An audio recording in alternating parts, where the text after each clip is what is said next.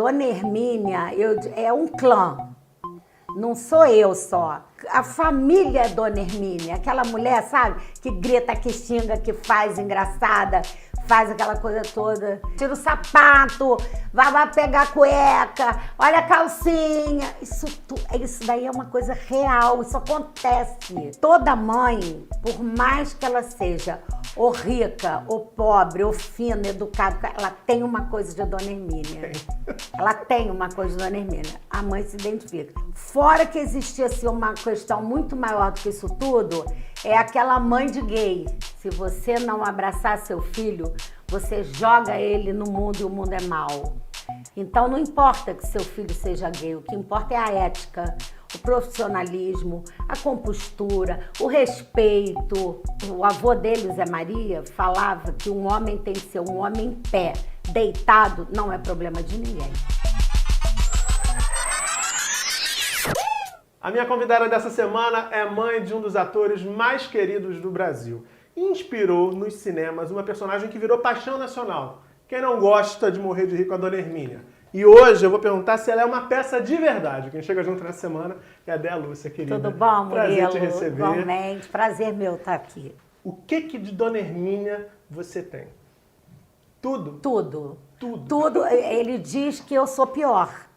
Que a Dona Hermínia é melhorada. Uma versão que eu suavizada. Exatamente.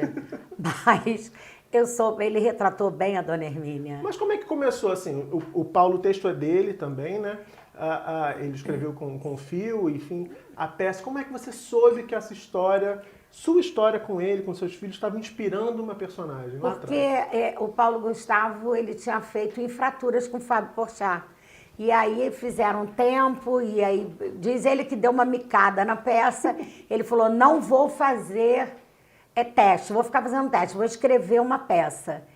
E ele, de vez em quando, ele perguntava, ô mãe, aquilo assim da vovó, ô mãe, não sei o quê. Aí, um dia ele falou assim, ó, tô escrevendo uma peça, eu debochei dele, falei, escrever uma peça? Você não gosta de estudar, fugiu da escola? Aí ele falou, você vai ver. Aí, bom, a peça ficou pronta, ele ficou procurando um diretor, que ele dizia, vou arranjar um diretor foda. Mas você quis ler assim? Não me deixou ver nada. Ah, foi surpresa? Não, surpresa. Eu fui, aí no dia do último ensaio, eu tô lá sentada, quando ele fala assim, tá doendo minha cesariana, eu fiz assim, até isso! Aí ele, mãe, você estragou a minha concentração. E aí ele fez a peça e não parou mais. São 10 anos já de história, né? São, acho que 12 anos. 12 anos a Minha Mãe é uma peça. Agora, o que você sentiu, assim, nesse momento lá? Você reconheceu, claro, nossa, tem claro, tudo a ver. Tem tudo a ver, tem. Mas tem um lado de emoção também, eu imagino, né? Porque, assim, você inspirou seu filho, um artista, estava batalhando no começo da carreira ali dele, batalhando por um espaço, e você viu que aquela história estava ganhando corpo, e ganhando corpo com uma cara de que ia dar certo, de que ia dar muito certo. Mas na realidade, Murilo, a Dona Hermínia é um clã, não sou eu só. A minha avó era Dona Hermínia, minha mãe, já a minha tia irmã da minha avó, da mamãe, fugiu, era educadinha, quietinha. As minhas primas todas. Então, assim, a família é Dona Hermínia, aquela mulher, sabe, que grita, que xinga, que faz engraçada, faz aquela coisa toda. A Marcelina está no mau humor que ninguém consegue se comunicar com ela. É sua filha, né? É minha filha, sim. É sua filha, sim. Eu fiz com o dedo, né, Carlos Alberto? Então não sou só eu. Entendi. E o Paulo Gustavo também tem muito Não, o Paulo Gustavo é idêntico. O Paulo Gustavo é idêntico, a mesma coisa. Juju, o Júlio é engraçado também. Júlio é o pai do Paulo Gustavo. O pai do Paulo Gustavo, O Júlio também é engraçado. O Júlio também é porque, assim, ele não coloca muito, mas se ele colocar as palhaçadas de Júlio, Júlio dança e rebola, vai até o chão melhor do que Paulo Gustavo. Então o talento tá no DNA. Tá no DNA, tá no DNA. E você sempre percebeu que o Paulo Gustavo era um cara engraçado? Sim, eu sabia, eu como mãe e professora, eu sabia que Paulo Gustavo não tinha vindo nesse mundo para letras. Não tinha. Ele jamais seria um engenheiro, um contador, um advogado. Eu achava que ele ia seguir esse lado. Não sabia de que maneira, era muito difícil. Em que proporção teria, né? E a proporção que tomou também eu nunca imaginei, entendeu? Mas você já intuía ali que esse cara isso. é diferente. Ele era, eu sabia. Agora, é muito comum, Déia, ainda hoje, né, famílias que têm crianças, meninas que manifestam o desejo de ser artistas, as famílias geralmente falam assim, não, mas você precisa trabalhar porque isso aí não dá futuro. Sobretudo em famílias que não tem nenhum artista já na família, né? Não tem um artista que possa dizer assim, dá uma força, alguma coisa assim. As famílias têm muito receio. Você teve esse receio mesmo lá atrás, quando você percebeu, esse cara... Não, eu achava que ter que estudar, tem que estudar, Murilo. Professora, né? Vai dizer. Não, você tem que estudar para tudo. Você tem que saber falar, você tem que ter jogo de cintura, você tem que se formar como cidadão. Então, você tem que estudar. Agora, se você vai ser um cientista ou não, é outra história. E você, até para ele se formar na Cal, ele teve que estudar. Claro. O que ele não gostou de estudar no 2º grau, não queria, aquela coisa toda, ele teve que se formar para poder entrar na Cal. Aí ele foi ter que ler os grandes autores. Então, se você quer ser qualquer coisa, um cantor, um ator, você tem que estudar. O básico você tem que ter na vida. E aí ele estreou Minha Mãe é uma Peça, ele estreou no Teatro Cândido Mendes, né, que é um teatro pequeno, acho que para 100 lugares. Eram, né? Acho que 100 lugares. E a coisa foi no boca a boca crescendo. No boca a boca cresceu, não parou mais. E de repente, o Rio, teatros enormes, ginásios. Porque todo mundo se identifica. É isso que eu queria saber. Por que você acha que todo mundo se identifica com a Dona Primeiro, porque as mães se identificam ali, né? Que toda mãe, por mais que ela seja ou rica, ou pobre, ou fina, educada, ela tem uma coisa de Dona Hermínia. Tem. Ela tem uma coisa de Dona Hermínia. A mãe se identifica. E os filhos se veem também representados ali. Fora que existia assim, uma questão muito maior do que isso tudo, é aquela mãe de gay. Então, muitas mães começaram a olhar os seus filhos de uma outra maneira, porque sabia que Dona Hermínia estava ali. E também lidou com essa questão. E lidou com essa questão, que não é fácil, mas é possível e está aí. Né? Basta amar, ter amor. E os filhos também levavam as mães para poder dar um toque nas mães. Então começou aquele jogo. Então os filhos viram, levaram as mães, foi a avó, chegou a 2ª geração e ela não para. Dona Hermínia, ela está sempre em evidência. Eu digo para os amigos deles, eu vi a peça acho que 2 ou 3 vezes, há muito tempo, né? E eu digo para os meus amigos assim, cara, esse cara escreveu um clássico, porque eu acho que essa peça, onde ela for montada, quando ela for montada, as pessoas vão se identificar. Eu fui ver com a minha mãe, como você disse, e eu lembro que tem uma frase na peça que ele diz assim, a Dona Hermínia diz que o garoto tomou um chocolate e deixou aquilo duro, e quando ela vai lavar, vai arrancar meus dedos, Eu ouvi muito isso. Exatamente. Então, tudo ali é real. Tira o sapato, vai pegar a cueca, olha a calcinha. Isso daí é uma coisa real, isso acontece. O tempo todo. O tempo todo, na vida de todo mundo. Você não tem vergonha não, minha filha? Imensa de gorda querendo mais presunto ainda? Mãe, você jogou o ácido lá na lixeira! Ai, meu Deus, tira! Eu criei vocês, irmãos juntos, sua irmã é magra. Mas é gay? Porque... Marcelina! Ai, mãe! Essa boate que vocês vão, tem mais homem ou mais mulher? Mas mulher, mãe. Agora, qual é, assim, você tem a lembrança do momento em que você percebeu assim, cara, meu filho criou um sucesso, assim, a peça tá pronta, tá montada, mas assim, a partir de agora eu tô sacando que isso é um sucesso. Sei lá, não sei, Murilo. Não teve esse momento, né? Eu acho assim, esse negócio de dizer assim, quando que a sua ficha caiu? Eu não sei te explicar esse momento. Não consigo. Eu sei que... Porque ele é muito agitado.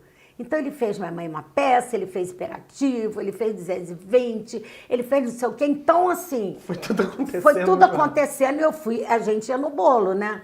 Naquela coisa, vai dar certo, não vai dar certo, vai dar certo, vai dar certo, não vai dar certo.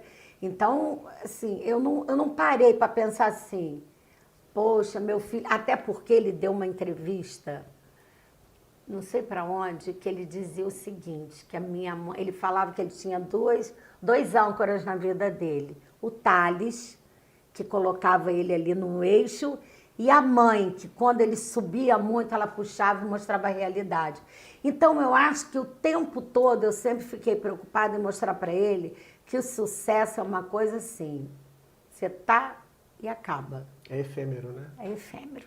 O que importa é você, o seu comportamento perante a vida, perante os amigos, perante a família. Então, nada... Eu morro de rir porque os meninos no show falam assim, e o tênis do Paulo Gustavo é do Labotan. Aí eu tava com essa sandália, eu falei, a minha também, caríssima, custou R$ 97,00 na liquidação. E eu entrei no palco com essa sandália. Você tá entendendo? Então, eu não ligo muito para essas coisas. Nada disso, nada me faz cair do cavalo. Essas coisas passam. E eu não deixo também. Eu sei que é da personalidade dele, ele gosta de andar bonito. Isso porque quando não tinha um centavo, a gente comprava lavanda na Rua da Ajuda e fazia essência, ele já pedia a mãe dos amigos para trazer perfume francês para ele, né? Já nasceu assim. Eu sou espírita, eu digo, é de alguma encarnação, umas 10 encarnações atrás. Porque pertinho de mim assim não é não. A gente está falando dessa conversa, estamos chegando no fim já dessa primeira parte.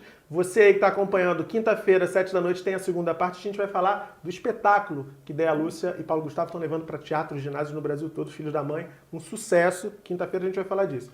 Mas a gente tem um quadro aqui chamado Fica a Dica. E eu vou te pedir umas dicas agora. A primeira dica é para mães, exatamente um assunto que você tocou aqui. Mães de filhos gays. Esse continua sendo um tabu, né? Eu imagino que na época que você viveu isso, talvez o tabu fosse ainda um pouco maior, porque a sociedade discutia isso ainda menos abertamente. O que você diria para a mãe que está desconfiada ou que já sabe e está com muita dificuldade de entender essa situação? Eu não aceito uma mãe que não abrace o seu filho. É o amor. Eu digo no espetáculo, se você não abraçar seu filho, você joga ele no mundo e o mundo é mau. Então não importa que seu filho seja gay, o que importa é a ética, o profissionalismo, a compostura, o respeito, sabe?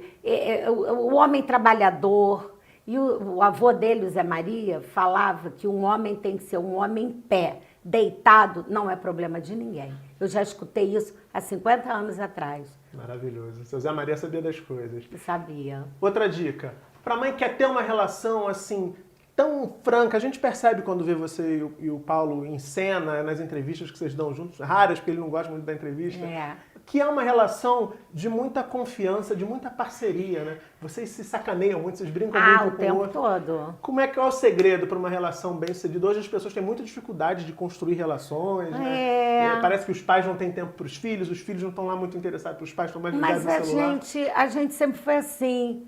Assim, por exemplo, o tempo todo ele foi que assim, embora eu tivesse me separado do pai dele, mas lá onde ele morava, assim, todo mundo mexe com todo mundo, sacaneava, o Júlio me sacaneava, eu sacaneava o Júlio, eles sacaneavam as crianças, o Zé Maria, entendeu? Então todo mundo tem esse tipo de liberdade, de brincadeira, e isso traz uma cumplicidade.